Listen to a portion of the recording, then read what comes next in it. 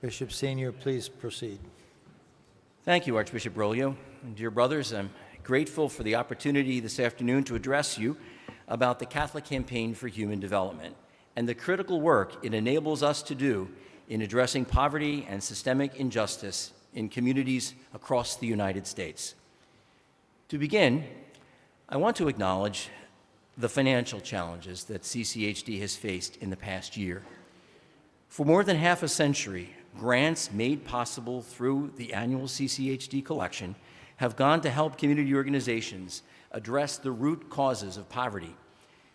Beginning with the review and renewal process in 2010, in response to requests by the body of bishops to spend down our reserves and deepen our support of those experiencing poverty, CCHD increased its level of support, something that continued through the COVID-19 pandemic, despite a significant decline in the collection when we were unable to gather in our parishes for Mass. For example, this meant that among other vital projects, we were able to help stabilize low-income Native American households across the country during the worst of the pandemic.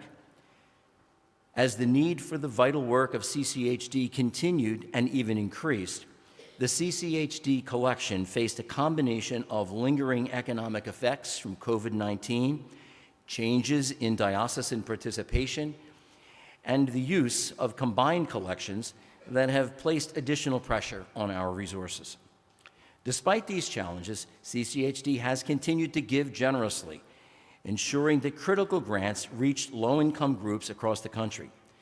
This commitment has not wavered, even as the organization faced financial strain. Moreover, the past several years, CCHD has sustained growth in giving. This highlights the ongoing dedication of the faithful in supporting this work. But it also underscores the delicate balance of our financial situation. We have found ourselves in a position where we were forced to make difficult decisions regarding the grant distribution and staffing. These decisions involved restructuring the Department of Justice, Peace, and Human Development, to which CCHD had contributed to the financial and strategic operations, as well as the need to reduce staff positions within the USCCB. The oversight of the CCHD subcommittee and staff have been moved from the Committee on Domestic Justice and Human Development to the Committee on National Collections, which, along with ongoing changes to strengthen our processes and procedures, has allowed us to move forward. As you all know, this past year, we have also been discerning how best to strengthen our mission and dedication to addressing the root causes of poverty across our country. This process is ongoing and undertaken in collaboration with our Catholic and community stakeholders. The support we received from both the faithful and the bishops over the past several months has been a remarkable testament to the Church's commitment to the mission of CCHD. Even in financially challenging times, we are deeply grateful for parishioners across the country responding with generosity and faith. Bishops from coast to coast not only promoting CCHD's mission, but actively encouraging this collective effort. This shared commitment has allowed us to keep critical initiatives funded and has assured those working on the front lines that the Church stands behind them as they address the root causes of poverty and social inequity in our local communities. Thanks to this continued commitment and ongoing support, I'm pleased to announce that this past Saturday, the CCHD subcommittee met and approved 93 grants totaling nearly $2.3 million to community and economic development organizations across the country. The subcommittee also approved 3 internal grants, over $277,000 to the USCCB's Secretariat of Justice and Peace to support efforts aimed at educating Catholics on the root causes of poverty, as well as the vital work of the Ad Hoc Committee Against Racism. While we recognize that this is unfortunately a smaller number of grants than we have been able to award in previous years, we are grateful for the opportunity to continue to support organizations doing crucial work to address poverty in communities across the country. Funded organizations have not only gone through a thorough application process, but are also approved by both the local diocesan bishop and the subcommittee of bishops as organizations with objectives and actions that are not in conflict with the moral teaching of the Catholic Church. On behalf of the other bishops on the subcommittee and the staff of the Catholic Campaign for Human Development, I want to express our deepest gratitude to our brother bishops for your leadership and to all diocesan CCHD directors and coordinators who continued to work tirelessly this past year, especially as they faced questions about our financial situation and staffing. The trust and dedication shown by our diocesan partners made this year's grants possible and ensured that we would continue to uphold the values and the mission that CCHD represents. As we look forward, the upcoming CCHD collection, which is this coming Sunday, November 17th, the World Day of the Poor, I want to take a moment to share a little bit with you about the impact that funding from CCHD has had in communities across the country. The first organization I'd like to tell you about is Parents United for Change in the Diocese of Belleville. The story of Parents United for Change is a testament to the power of parental involvement. This grassroots organization is empowering parents to advocate for their children and their education and well-being, one step at a time. CCHD funding empowered Parents United for Change to tackle issues dealing with school discipline and truancy stemming from virtual learning when parents were unfairly penalized for children missing virtual classes. Parents United for Change advocated for better communication between parents and the school district, urging them to work together instead of resorting to punishment. This collaboration opened doors. Once schools reopened, parents observed a decline in the quality of school meals. Parents United for Change facilitated meetings between parents and school officials, and together they explored better meal options, even comparing them to other districts. These efforts earned the parents a seat at the school district's wellness committee. By collaborating with parents and community members, they're striving to ensure that every child has access to nutritious food, a fundamental building block for academic success, for sure, and overall health. Another CCHD-funded organization working in the dioceses of Saginaw, Grand Rapids, Gaylord, and the Archdiocese of Detroit is Strangers No Longer, an organization dedicated to providing support and advocacy for migrants. The group began by forming small circles of support where members could connect with migrants, offer material assistance, and simply listen to their stories. These circles became a lifeline for many, providing a sense of community and belonging. As Strangers No Longer grew, so did its impact. With CCHD funding, Strangers No Longer was able to advocate for more humane immigration policies, working tirelessly with lawmakers and community leaders to raise awareness about the challenges faced by migrants. Today, Strangers No Longer continues to be a beacon of hope, thanks to, in large part, to the support from CCHD. Their circles of support provide essential assistance, and their advocacy efforts are making a tangible difference in the lives of countless individuals. Then there's the Four Bands Community Fund in the Diocese of Rapid City, South Dakota. It is a community development financial institution, or CDFI, serving the indigenous peoples of the northern plains of north-central South Dakota, that stepped in to support a remote community struggling to create jobs and businesses. With the support of CCHD, the fund established an incubator program to nurture local entrepreneurship.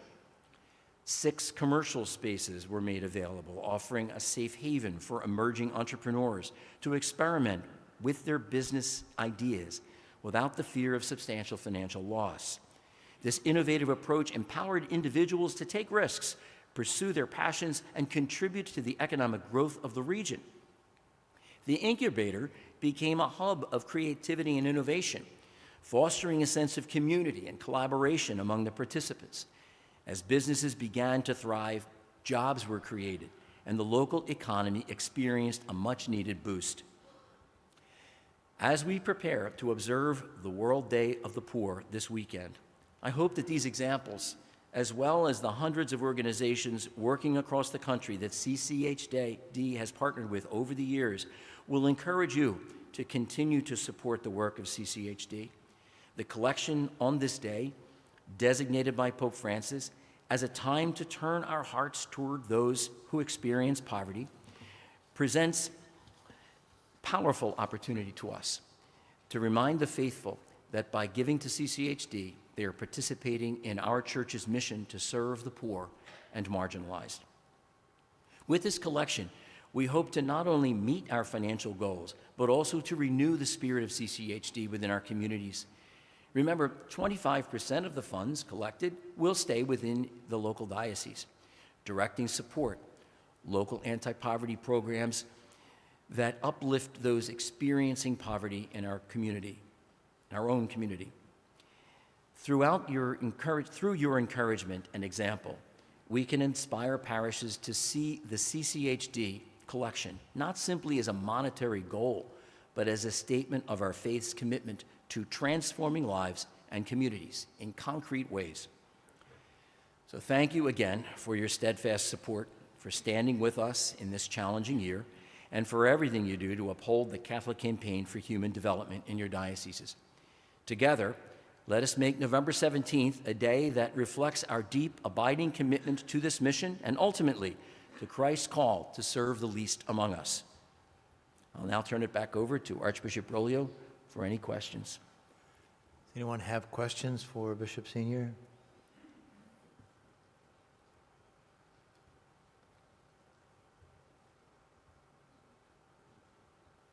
Seeing none, thank you very much, Bishop. Thank you, Archbishop. Thank you again, brothers.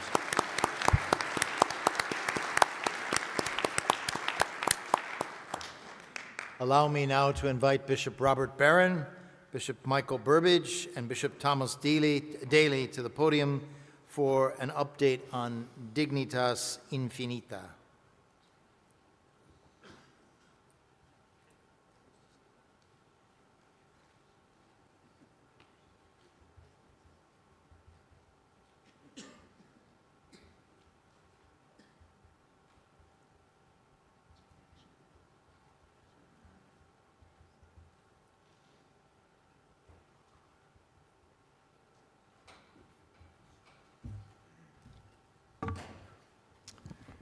Thanks, Archbishop Broglio. I stand before you, brothers, along with my two brothers, all of us chairmen of committees, because we believe that this document, Dignitas Infinita, is of extraordinary importance, allowing us to speak as a bishops' conference with a united and consistent voice across a whole range of issues addressed by Catholic social teaching. We really believe its publication is a kind of kairos, and that we should not miss the opportunity. So I'll offer a general summary of this very important document's main takeaways, also highlighting areas of overlap with my own LIMFLY committee's mandates, and offer resources which apply the lessons of Dignitas Infinita. Then I'll hand off to Bishop Daly and Bishop Burbidge to discuss the efforts of the Committee on Catholic Education and the Committee on Pro-Life Activities, respectively. And finally, we might have just a little time for conversation. Well, as we all know, cultural and political divisions continue to polarize our American society without any one way to approach the apparently disparate injustices that deepen those divisions. If one faction emphasizes a certain set of ills, another faction invariably counters with another set, seemingly in competition with the first. One of the major contributions of Dignitas Infinita, following the lead of Pope Francis, is its identification of human dignity as the common value that's violated in all of these cases of injustice. From the start of his pontificate, Pope Francis has invited the Church to believe in a Father who loves all men and women with an infinite love, realizing, I'm quoting now from the document, he thereby confers upon them an infinite dignity. That's paragraph 6. The Holy Father notes this again in the even more recent encyclical De Lexit Nos, identifying the Sacred Heart as the place where the Father's love meets the human heart most fully. The Declaration reflects on 4 different kinds of dignity, which can either be indelible, because each person is willed, created, and loved by God, or can vary based on moral actions, social conditions, and interior dispositions. It then gives a survey of the development of the theme of dignity in Scripture and tradition. It seems to me that 2 observations stand out as particularly significant for our purposes. One is that dignity serves as an objective orientation for human freedom. This is not an individualist sort of freedom that arbitrarily proliferates, the Pope calls them, new rights that contradict more basic rights, such as the right to life. That's from paragraph 25. Dignity concerns the other just as much as the self, and therefore freedom is never from the other, that's often a modern construal, but for the other. And this brings us to a second observation, that human dignity is inseparable from the relational character of the person. Citing John Paul II's encyclical Evangelium Vitae, the Declaration holds that true freedom is always directed toward making a gift of the self. If a person is turned inward, his dignity is threatened, as is that of others. The Declaration draws attention, too, to many of the widespread violations of human dignity prevalent in our country and elsewhere. Some of the examples highlighted include sexual abuse, violence against women, abortion, surrogacy, euthanasia, the marginalization of those with disabilities, gender theory, and sex change. In the United States, a radical emphasis on individual autonomy at the expense of relationship characterizes the ways in which human dignity is often violated. What I've called the culture of self-invention results in what the Declaration calls, quote, a concession to the age-old temptation to make oneself God. That's paragraph 57. In response, all 3 of our committees recognize the importance of this declaration in relation to our committee mandates. Together, we agreed on the need to highlight the teachings of the declaration in our respective resources. The goal is to apply the lessons of Dignitas Infinita to our American society so that the Church can more effectively proclaim, I'm quoting again, that the human person created in the image of God is a being at once corporeal and spiritual, and is fulfilled in his vocation to divine beatitude in Jesus Christ. Now, in regard to my particular committee, and in regard to sexual identity and related issues, the document offers several important guiding principles. The first is that human dignity, because it's fundamentally relational, is inseparable from the act of generation. I'm quoting again from Dignitas Infinita. Constituting the person's being, the soul and body both participate in the dignity that characterizes every human. Moreover, the body participates in that dignity as it's endowed with personal meanings, particularly in its sexed condition. It is in the body that each person recognizes himself or herself as generated by others, and it is through their bodies that men and women can establish a loving relationship capable of generating other persons. That's Dignitas Infinita, paragraph 60. In this excerpt, we can also see the second principle at work, namely that generation is always both personal and embodied. This stands in contradistinction to attempts to obscure the connection in a dualistic way, or by what St. Paul VI described as the separation of the unitive and procreative significances of the nuptial act. The third principle indicates that threats to human dignity in this area invariably violate it in either one of 2 ways. The first is a desire for personal self-determination. This is that aforementioned age-old temptation to make oneself God, so characteristic of our time. The second is the denial of sexual difference, and the document couldn't be stronger on this point. I'm quoting again. Another prominent aspect of gender theory is that it intends to deny the greatest possible difference that exists between living beings, sexual difference. In the male-female couple, this difference achieves the most marvelous of reciprocities. It thus becomes the source of that miracle that never ceases to surprise us, the arrival of new human beings in the world. I'm still quoting now from the document.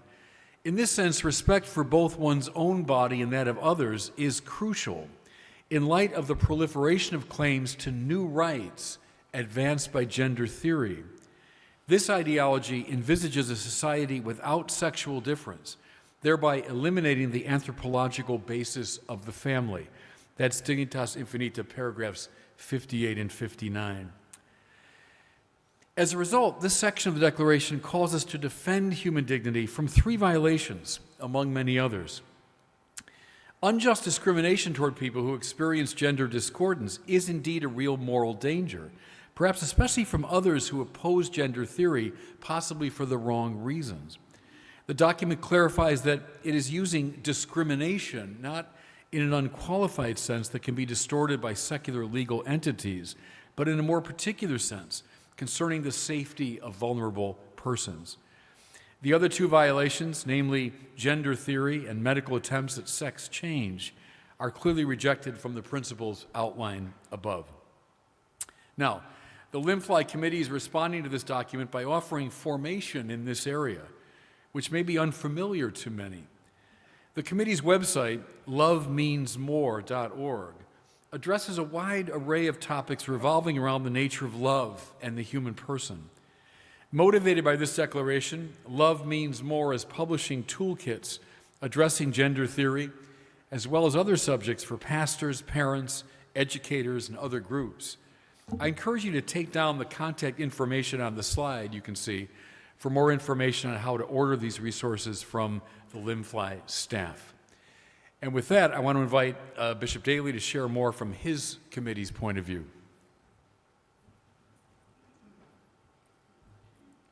Thank you, Bishop Barron.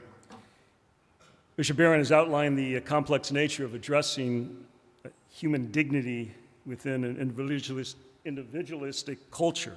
And this certainly requires both an evangelical and a catechetical response.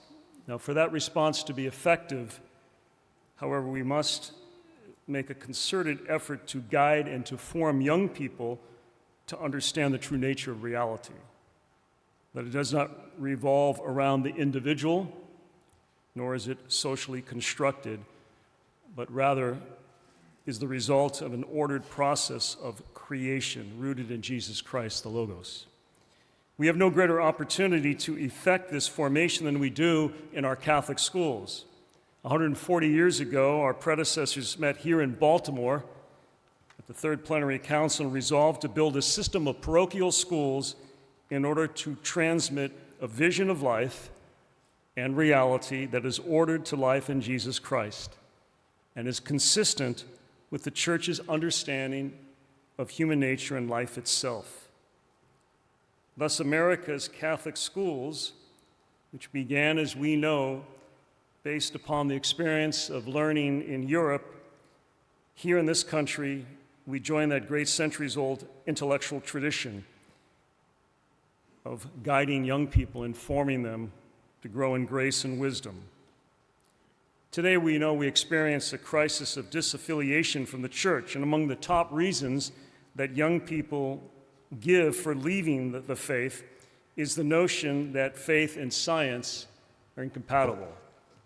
Clearly, this is a warning sign to all involved in Catholic education. If our students do not see that connection between faith and reason, particularly in the sciences, then we must examine our curriculum and our methods of teaching. The very notion of human dignity is both revealed by faith and grasped by reason. And faith and science are not in opposition, they just answer different questions. Archbishop Michael Miller of Vancouver in Canada, in his small book, The Holy See's Teaching on Catholic Schools, emphasizes the critical role of the teacher in guiding students in their understanding of the nature of the human person. Catholic educators should have a sound understanding of the human person, which addresses the requirements of both the natural and the supernatural perfection of the students entrusted to their care.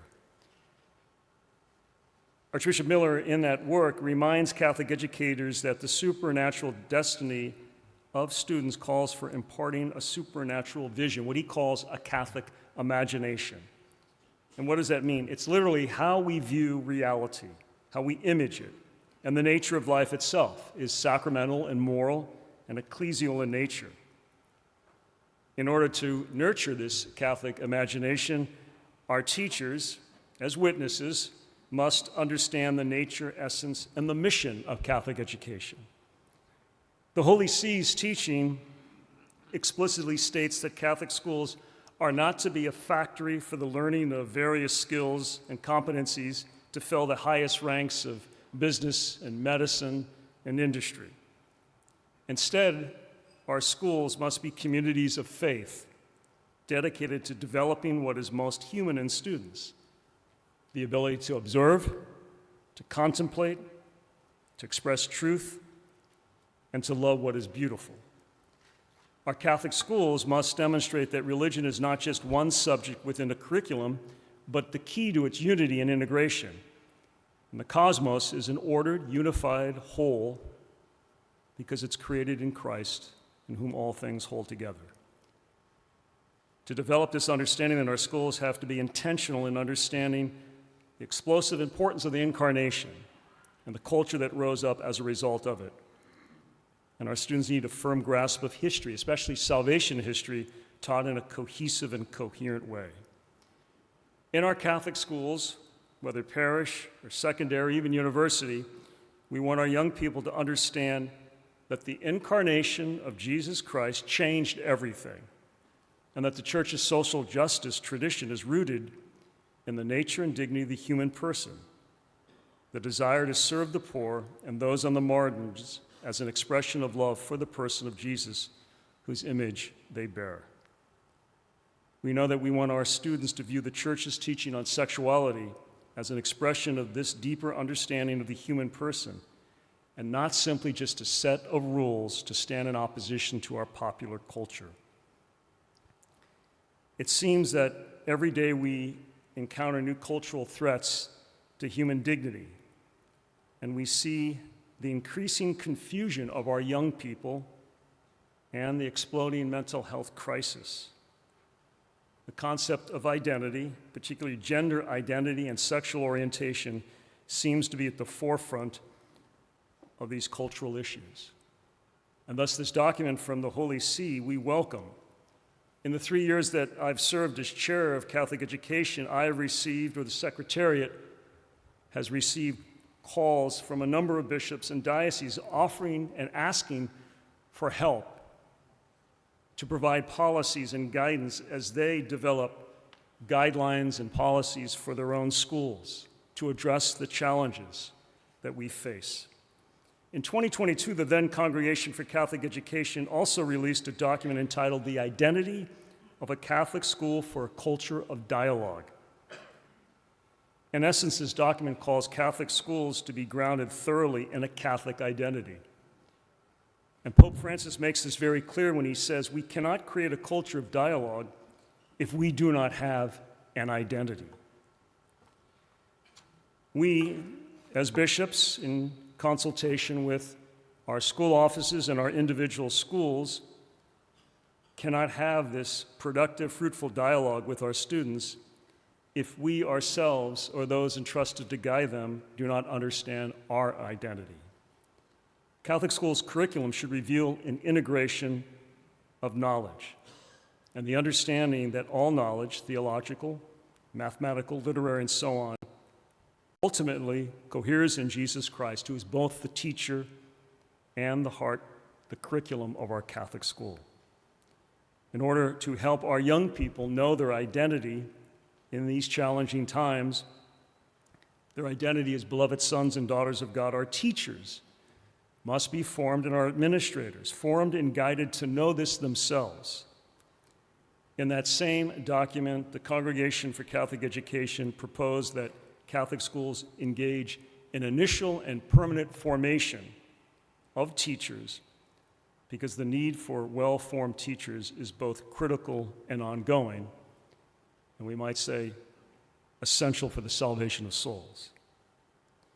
Thus, our schools need resources to support the formation of administrators and teachers and approaches that are deeply human and compassionate, but also explicitly ordered to the cultivation of this Catholic imagination. Our Catholic schools need guidance in choosing curriculum that helps our schools fulfill their mission that the Congregation for Catholic Education calls for: to develop intellectual faculty and form the ability to judge rightly, and to hand on that cultural legacy of previous generations to our young people. I now invite Bishop Burbidge to share his reflection on this document from the pro-life perspective. Thank you, Bishop Daly. Dear brothers, as we know, recent campaigns and elections and state ballot initiatives have shown that abortion continues to be debated within our nation, and sadly, many states continue to enshrine abortion in their state constitutions. While we are able to celebrate a few recent victories, we know that we still have so much work to do in protecting the unborn, safeguarding the sacredness of all human life, and the dignity that belongs to every person as a child of God. Our work is not only to change laws, as you know, but to change hearts and to change minds, to inspire and to inform. And we believe that Dignitas Infinita certainly helps us in carrying out that work. Regarding the sacredness of life and the protection of the unborn, Pope Francis in Dignitas Infinita reminds us that unborn children are the most defenseless and innocent among us. He says nowadays efforts are made to deny them their human dignity and to do with them whatever one pleases, taking their lives and passing laws preventing anyone from standing in the way of this. The Committee on Pro-Life Activities was grateful for the way that this document highlighted the issues of abortion, assisted suicide, and euthanasia. The document frequently references St. John Paul II's landmark encyclical, Evangelium Vitae, which reaffirms the Church's rich history of proclaiming the dignity of every human life. To help Catholics encounter and be transformed by this foundational teaching, we offer an abbreviated compendium of this document with an accompanying study guide. These resources are designed for use in individual or group settings for reading, reflecting, and applying the central teachings of the gospel of life. The committee also provides shorter bulletin inserts that offer a concise summary of this document to encourage Catholics to live out the gospel of life in their own lives. And all these resources are available for free download in both English and Spanish. Dignitas Infinita also draws from the 2020 letter from the Congregation for the Doctrine of the Faith entitled Samaritanus Bonus on the care of persons in the critical and terminal phases of life. This letter reaffirms the Church's teaching on care for those who are critically ill or dying and offers additional pastoral guidance for increasingly complex situations at the end of life. As you all know, this is incredibly timely, as so sadly we witness increased efforts to legalize assisted suicide and hasten death in countless circumstances. Pope Francis has appropriately referred to this reality as a throwaway culture. He has repeatedly reminded us of our duty to reject the cultural currents that seek to link human dignity to what one can do or produce, rather than our origin as children made in the image and likeness of God. To help the faithful engage with this timely guidance, we likewise provide both an abbreviated compendium and an accompanying study guide to assist individuals or groups to interact with the teachings of this document and apply these guiding principles to their own lives. The committee also has a wide variety of concise bulletin inserts and that address several end-of-life issues with compassion and clarity. These include assisted suicide, palliative care and hospice, advanced medical directives, caring for those approaching death, and more. Once again, brothers, these resources are also available for free download in both English and Spanish. I also wish to briefly highlight two conference-wide statements produced and approved by the full body of bishops in 2006 and 2009, which are also available for free download in both English and Spanish.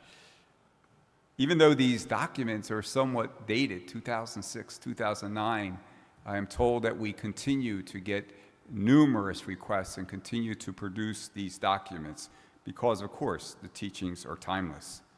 The one is Married Love and the Gift of Life. That lays out God's beautiful vision for married love. It addresses the problems inherent in the use of contraception and its impact on society. The statement counters the use of contraception with a helpful explanation of the practice of natural family planning, how it works with God's design for sexuality and marriage. The other document, Life-Giving Love in an Age of Technology, addresses the use of problematic reproductive technologies, including IVF, which continue to embed themselves in our society. This statement highlights the moral challenges inherent in these technologies with sensitivity, pastoral concern for those who struggle with infertility. Bulletin inserts and prayers. In addition to conference statements, the committee has also produced a wide array of bulletin inserts and prayers on the full spectrum of pro-life topics, highlighted in Dignitas infinita, including the death penalty, disabilities, surrogacy, IVF, and more. And in case I have not said so, these articles and prayer resources are available for free download in both English and Spanish.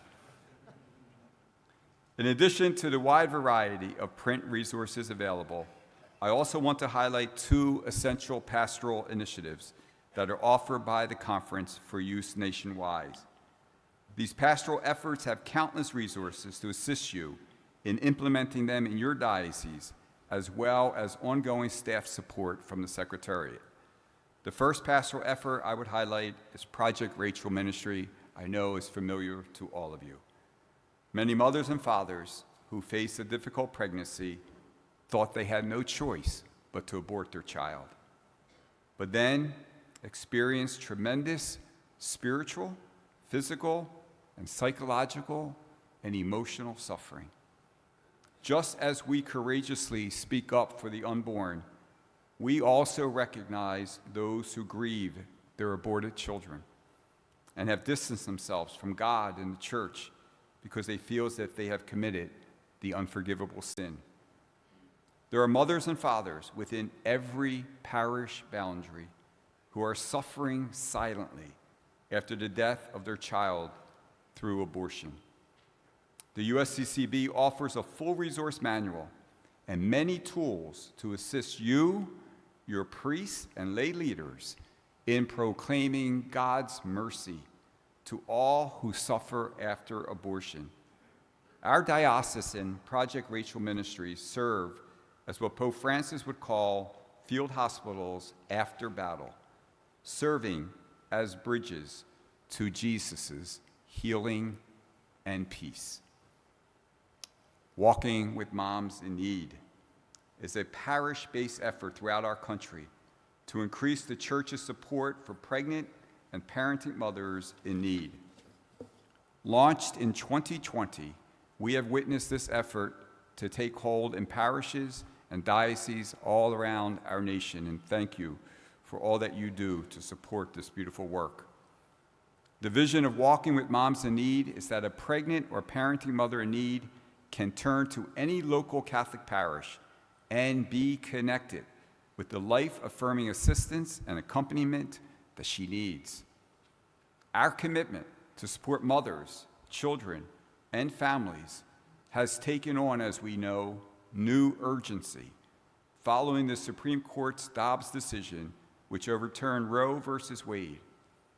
Our defense of the lives of preborn children necessitates our commitment to serve and support their mothers before and every birth.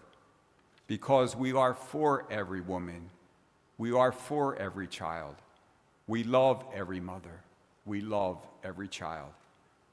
As Pope Francis has challenged us, our parishes are to be islands of mercy in the midst of a sea of indifference. Walking with Moms in Need answers this call by offering the radical solidarity of the Church in helping expectant mothers welcome and care for the gift of new life. If you have not yet brought Walking with Moms in Need to your diocese, I respectfully encourage you to reach out to our Secretariat staff to learn how this initiative can help enhance and increase your diocese work to serve vulnerable mothers and their children.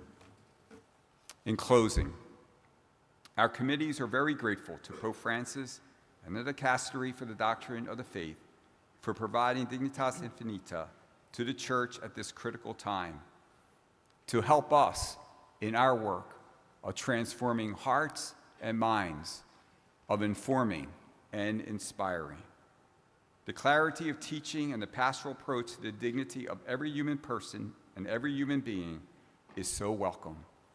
This will no doubt help us to create additional catechetical and pastoral resources as we look forward to input from you, our brother bishops, in identifying other pastoral tools, needs, and resources.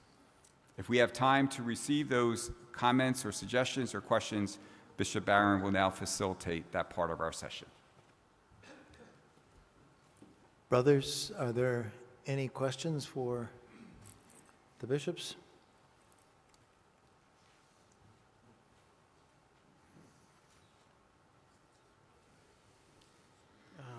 Cardinal Leonardo?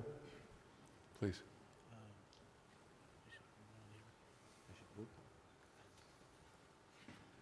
In Bishop Daley's presentation, he mentioned towards the end the essential need for ongoing catechesis information for the principals, administrators, teachers. I know there are materials around. Bishop Daley, do you have some other suggestions for resources that individual dioceses are using or can use in this important action? Thank you, Eminence. I would say that these three documents, especially the one Archbishop Miller, his brief work on this, all school offices should have that as a reminder of what the Catholic imagination, he develops that. Also, there was the document that came in 2022 from the Holy See, which really breaks down the role of the bishop and his important role as the primary teacher. And I know with everything, the responsibilities that bishops would have, but that would be a very good document to sit down with the superintendent and go over with that, in addition to this most recent one. But Mary Pat? Yeah. If you would contact your school office, contact the Secretary of Catholic Education, Mary Pat, to ask about that. But I have found that, just the meeting with, we were at Houston at that conference a couple weeks ago, and the role of the bishop for meeting with his priests to go over some of this as a resource, then with the superintendent meeting with the principals, and of course with the teachers as a start. I don't think so often we get these documents and we look especially at the length and we said, well, what does it really mean? But they're very practical in the way they give us instructions to work, in addition to the work of the Secretariat. Thank you. Bishop Abbas?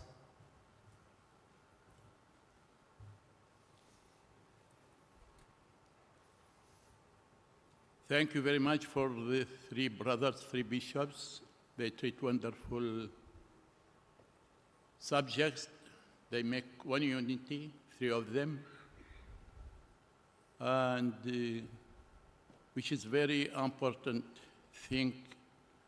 I would like to treat such subjects and to give them priority before any other thing, because to build a church, we need education.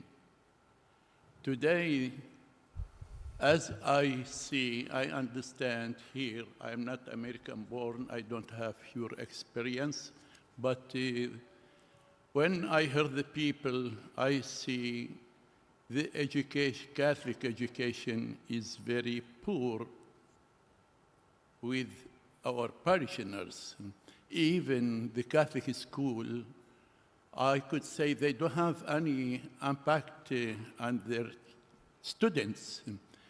And the parents as well, the Catholic parents, they are not really feeling satisfied of the education of their kids in the Catholic school. I could say this is maybe the reason that many of Catholic schools are closing everywhere. So this thing is extremely, not very important, but is extremely important. While you were three of you talking, I remember one saying of this first Muslim caliph after Muhammad. He said, close their schools, leave their churches. And Islam did it. They destroy all the schools. They close all the schools. I could say it's happening the same thing in here. Leave the church. What's the influence of the church? If there is education for the parents, if there is no education, true education, Christian education in the school for our kids, we should give the priority for the Catholic education. And the other side, we have to collaborate with other religious churches. I could say I see very well, and everybody sees that the influence or the impact of the Protestant communities or groups are stronger than the Catholic. This is what I understand, my reaction. So I ask kindly to think about the Catholic school, very important, extremely important for the education. Without Christian education, Catholic education, the churches will be empty. Thank you. I think that's quite right. And we have a distinctive voice. That's what struck me when I read Dignitas Infinita. It was a beautiful, I thought, very eloquent, ringing example of the distinctively Catholic voice. It's not Democratic, not Republican, it's not liberal, it's not conservative. It's a distinctive voice based upon this keen sense of human dignity, which is rooted in creation and the incarnation. And if that voice isn't heard, that's to the detriment of the whole society. And that we should be bold about that. We should be unapologetic about that. And I think, to your point, Bishop, that in the schools, this document, I think, maybe in truncated form, would be a very helpful way to express that distinctive voice. So I'm quite with you on that.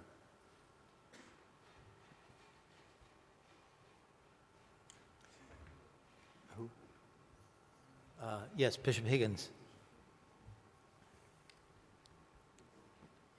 I watch what's going on in Europe with increasing alarm.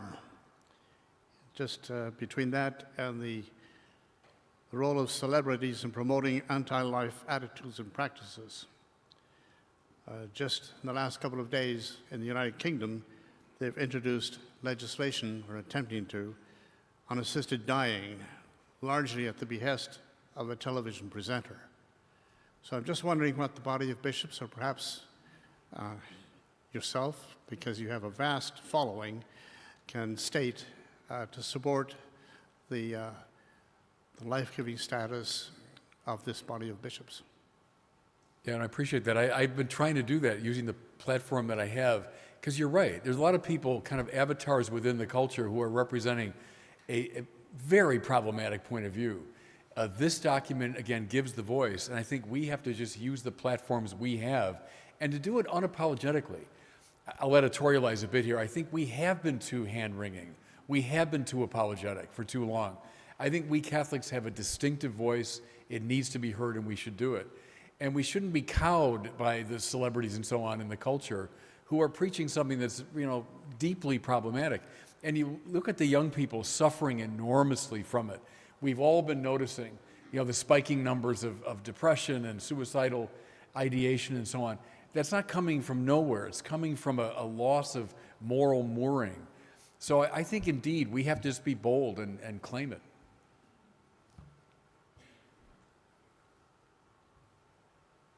Thank you very much, Bishops.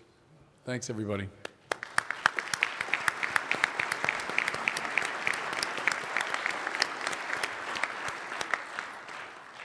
I now invite Bishop Mark Seitz for an update on an educational initiative regarding the Church's teaching on immigration.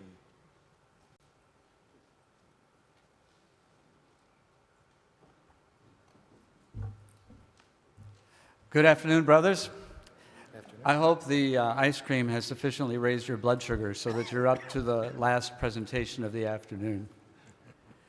In light of current events, I would like to begin my comments by reading from a statement released by the conference's administrative committee in March 2022, which I think offers a salient articulation of our church's consistent and steadfast teaching. Quoting, "Some may question why and how the church supports refugees and migrants, regardless of race, creed, or choice or color. But the simple truth is that Christ identifies with those in need. For I was hungry, and you gave me food. I was thirsty, and you gave me drink, a stranger, and you welcomed me." This means that when people are hungry and knock at our door, we feed them. When they come to our door cold, we clothe them. And when someone who is a stranger comes, we welcome him or her. The church does this everywhere she exists. We do this because this is what Christ calls us to do. In the United States, much of the church's care for and ministry to migrants and refugees can be seen in the long-standing dedication and hard work of our Catholic Charities agencies. The conference has spoken time and again about the call to welcome and protect the newcomer. What is clearly true, and what the church and many others have called for, is the urgent need for a comprehensive reform of our church's immigration system. The U.S. immigration system is overly complex and unjust, often keeping family members apart. It must be fixed.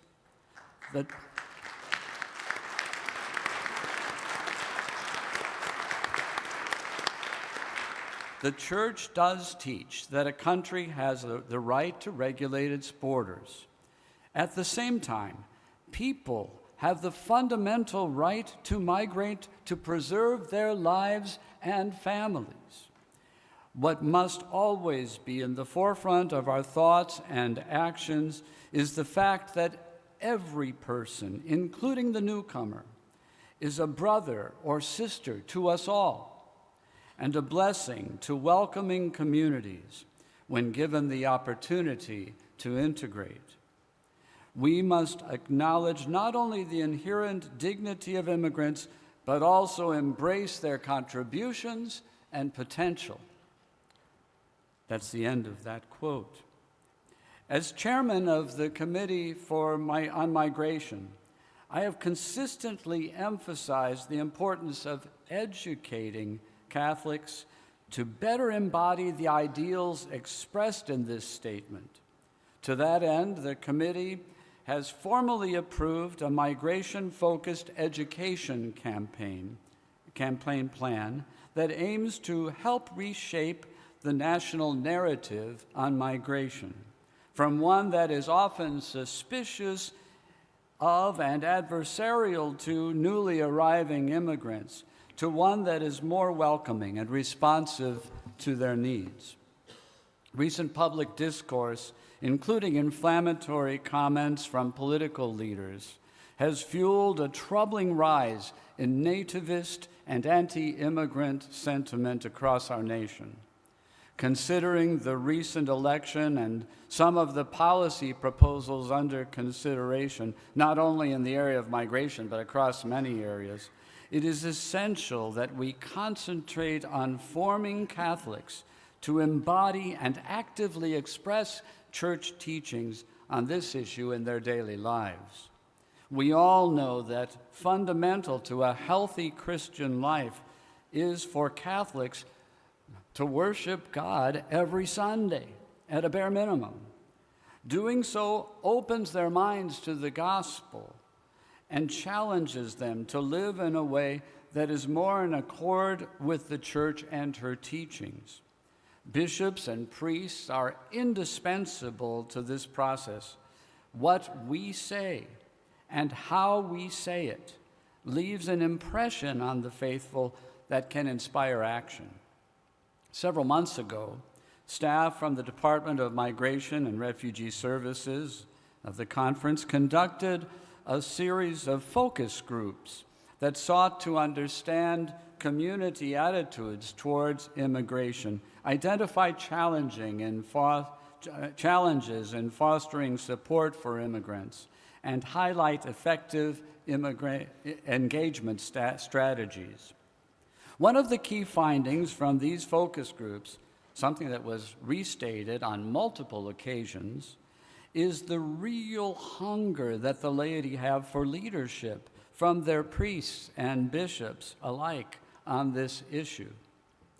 The clergy continues to have a strong moral voice to which the laity listens, and consistent and intentional teaching from church leaders can significantly impact public opinion. One representative voice emphasized that teaching from the top, be it from the state or the church, has a notable impact on public opinion if it is spoken consistently, loud, and intentionally. It is thus imperative that we bishops speak in one voice on this issue, consistently and intentionally, and proceed in solidarity with our immigrant brothers and sisters, especially given the experience of so many Catholic immigrants in the generations gone by. The success of any education effort depends on active engagement of bishops who shepherd and teach the faithful, priests who function as facilitators of parish life, and seminarians who are future leaders in the church. Their support for any given initiative will increase the likelihood that it will thrive. Their leadership is particularly critical when trying to reach faithful Catholics who are skeptical or uncertain of the Church's teaching on migration. To this end, I am requesting an opportunity for a representative from MRS to engage in a dialogue with priests and seminarians of your diocese on this pressing issue. Such a dialogue will help us to better understand concerns that priests might have when addressing this issue, ideas as to how we as a church might engage this more effectively, and how we can assist them in this effort. Such an opening for such an encounter will arise in anticipation, for instance, of an annual retreat or an educational opportunity for priests and seminarians in your diocese. MRS staff and committee members would delight to speak further with you about those possibilities. While tirelessly preaching the moral teachings of the Church is critical, it is important to remember that what often changes people's minds is meeting other people, not facts and figures. Thus, it is critical to place a face on people who have recently arrived by promoting opportunities where they might meet with and share their stories with native-born Americans who often understand the immigration process through social media feeds or carefully curated narratives promoted by self-serving interest groups. In his most recent message for the World Day of Migrants and Refugees, the Holy Father noted, quote, "The encounter with the migrant, as with every brother and sister in need, is also an encounter with Christ," unquote. We would be remiss to overlook the transformative power that encounter plays when shaping the perceptions of Catholics and their engagement with migrants. When we see the faces of migrants, we hear their stories and engage them directly, there is an opportunity for conversion. Consequently, this education campaign will emphasize exposure to and creating opportunities for Catholics to encounter migrants living in their communities. It will uplift diverse expressions of religious life that can be found in the myriads of ethnic communities living in the United States, with the hope that exposure to these expressions of faith will help all of us become better acquainted and appreciative of those communities that celebrate their Catholic faith in a rich variety of ways. Finally, I would like to thank many of you who appointed a point of contact in your diocese for our Justice for Immigrants campaign. These contacts will be essential in promoting church teaching on immigration and bridging national efforts with local needs. For dioceses without an active JFI contact, I again encourage you to appoint someone who can help drive this critical mission and foster a more compassionate, reasonable, and just approach to immigration. Coordinating activities between your diocese and the Committee on Migration will be a fruitful starting point for a more intentional and engaged partnership that elevates the Church's voice on behalf of migrants. Given the challenging times ahead, such collaborative efforts will be extremely important. Please pray for our immigrant brothers and sisters. God bless.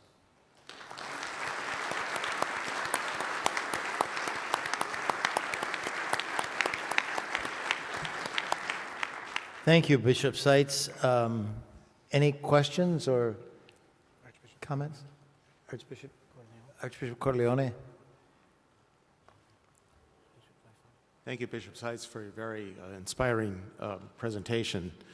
I'm all for the MRS representatives speaking to our priests and our seminarians, especially understanding the issue better and how to address it. I was also very happy to hear about bringing back the Justice, or maybe not bringing it back, revitalizing the Justice for Immigrants campaign. Yes. So the landmark document we issued with the Mexican bishop, Strangers No Longer, 21 years ago, I was a brand new bishop at the time, and I remember when this was being rolled out. I want to reemphasize what you said about the importance of people hearing the stories, meeting the people and hearing the stories.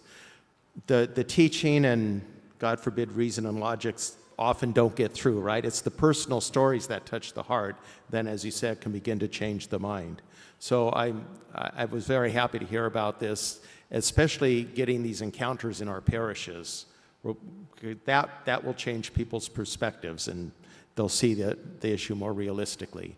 I do recall at that time that a video was made for the Justice for Immigrants campaign. It's amazing how timely this all is still 20 years later. In fact, I noticed some of your comments were directly from Strangers No Longer.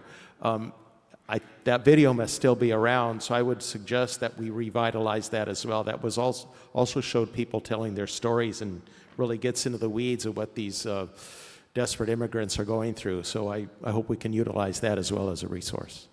Thank you, Bishop Corleone. Yeah, I think those are excellent points, and we'll go back and look at that video. And we also plan to develop new ones. There's a new documentary out that we hope to make available very soon as well. Bishop Pfeiffer?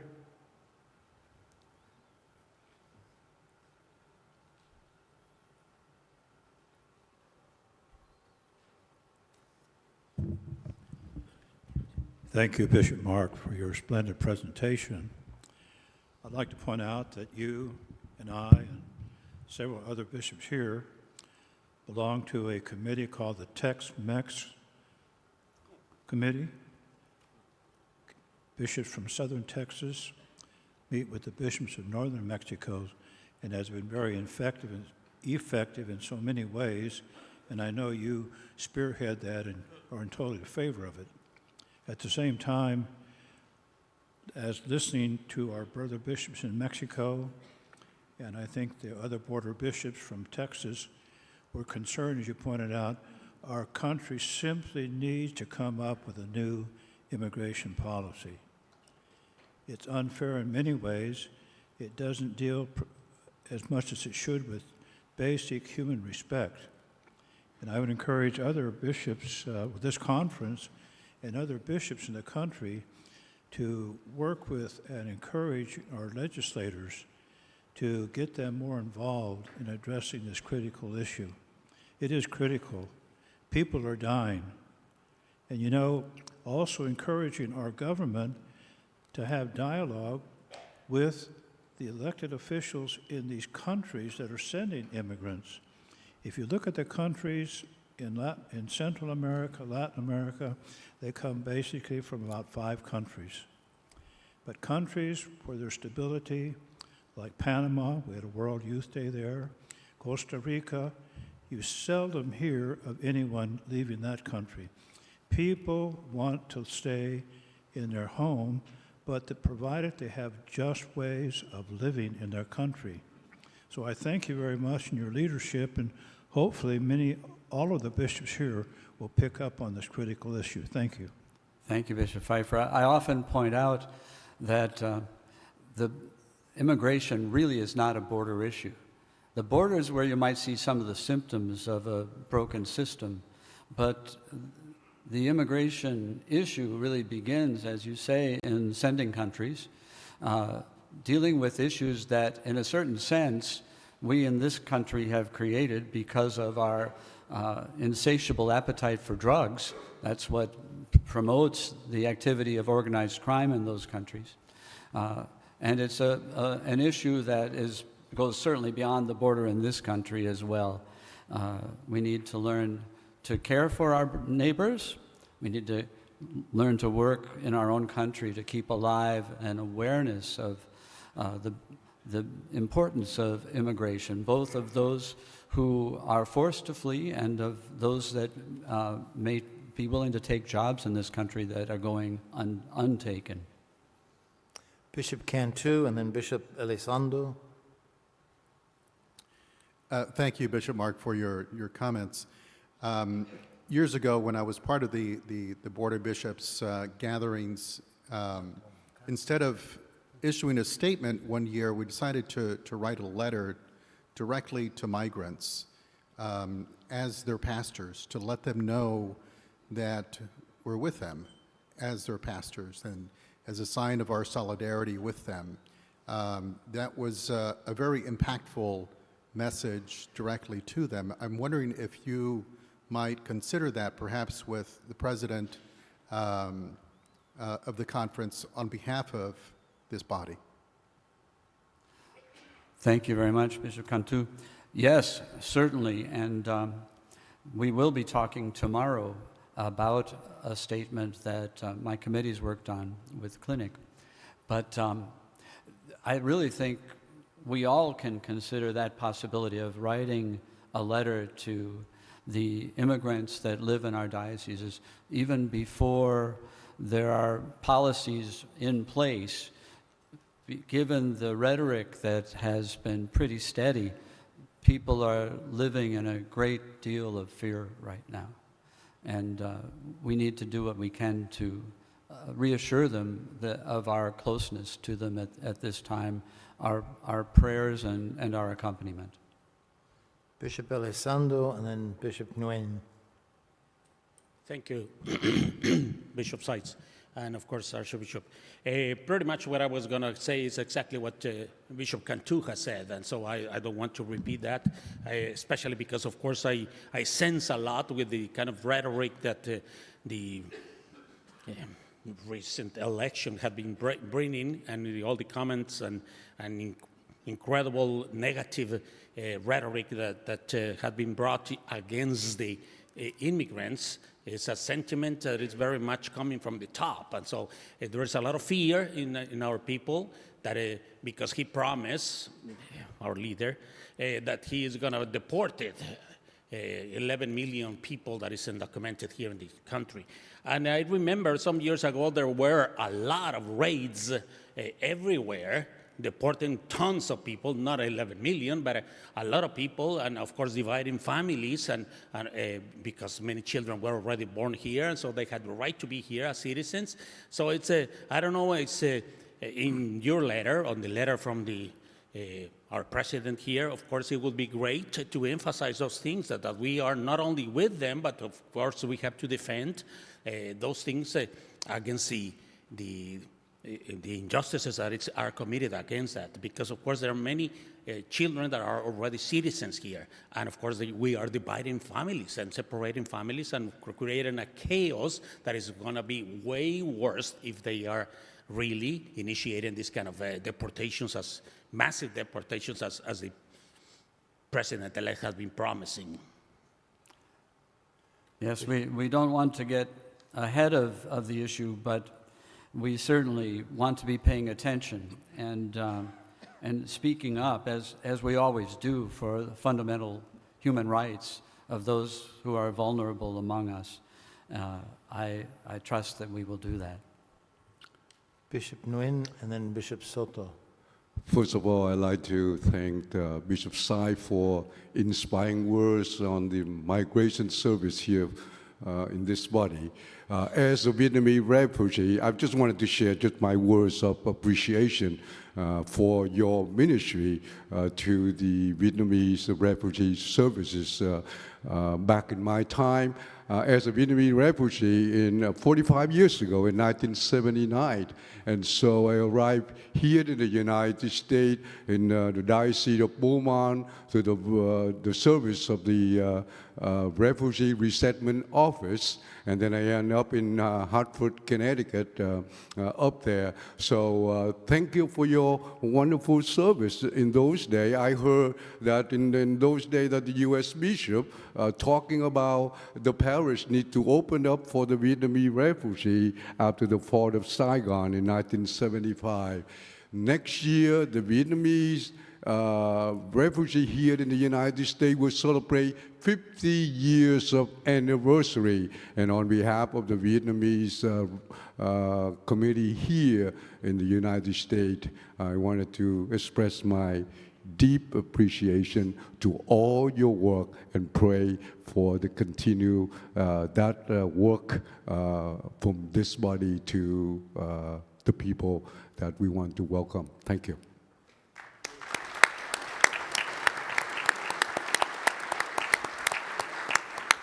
Thank you, Bishop. You and so many like you have really made us proud. Proud as Americans, proud as Catholics, proud as the Church in the United States that we had a part in receiving you and helping you to make this difficult transition through such challenging times. You're a blessing. Bishop Soto. Just to, again, echo the appreciation for your remarks on this issue. And I think we're all aware of the pastoral principle to practice what we preach. But it's also kind of an equal pastoral principle that we should keep in mind to preach what we practice. And to recognize in many ways what so many of our people and so many of our institutions already do so generously, and the heroic efforts that are done by Clinic, by MRS, by so many Catholic charities across the country, Catholic hospitals, Catholic schools, the many people, teachers, social workers, lawyers, and others who give themselves generously to this effort. Our parishes who are become not bilingual, trilingual, quadlingual, and continue to try to be that that church that is indeed open to all. And yes, there's so much more that we should do and can do, but that we have that history and that practice from which we can preach with confidence. That in fact that we, as John Paul said so many times, quoting the Lord Jesus, do not be afraid. Do not be afraid. That and we can demonstrate that in so many ways by the testimony of our people. And we as pastors, that we should speak from that legacy. Thank you, Bishop Soto. I've had the opportunity as chair of this committee to visit many programs around the country, and I think it's an untold story, the response of people in the church around the country, especially Catholic Charities, many other organizations and individuals that have done us proud in their reception of people very often facing very challenging times during surges of those who are coming. Thank you very much, Bishop Seitz. Thank you.